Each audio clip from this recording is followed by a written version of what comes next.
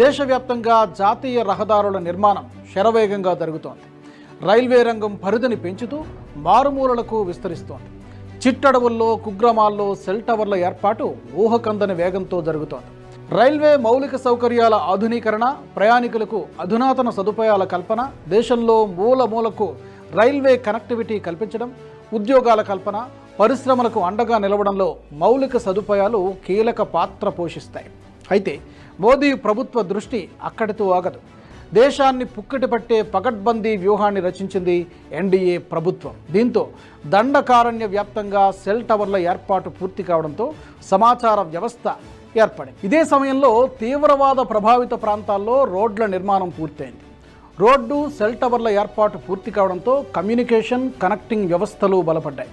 ఇక్కడ అసలు కథ మొదలైంది.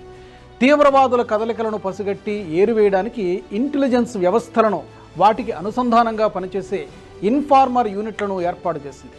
పోలీసు క్యాంపులను ఏర్పాటు చేసింది.